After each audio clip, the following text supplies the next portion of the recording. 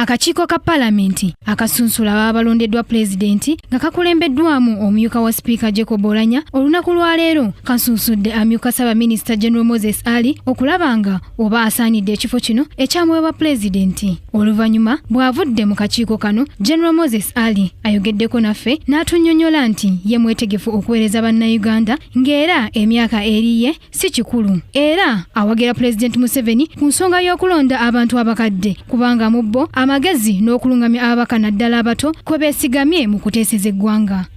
Well, I'm a deliver. I always deliver, by the way.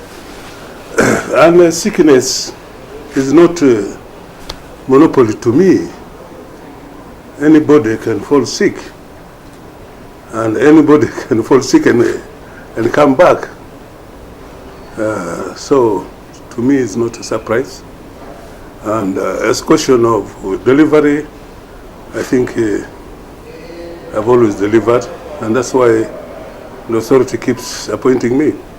These very people who are complaining first should start with their fathers at home, because their fathers are older than they. So they chase their fathers away from home first because they don't want old people.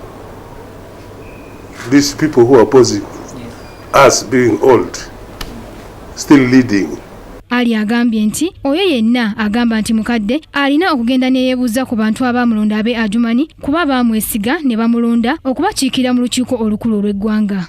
This cabinet, as you see, is composed of our grandchildren, our children, and ourselves. So how can these grandchildren learn? From whom?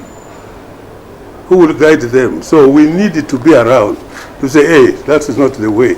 Come this way. Come this way. Go this way. So you can't just be tired of us.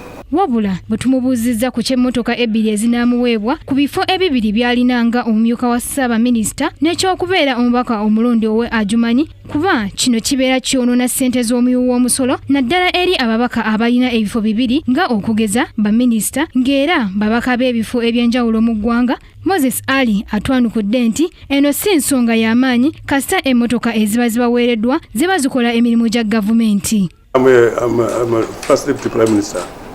They've given me a car. All right? They've given me a car from the cabinet, from the parliament. And I have a car from the government, my office. I don't see any contradiction. It's actually, we are short of transport to run our constituency. We even need transport at home to our political assistants. Every member of parliament has political assistant at home running their affairs.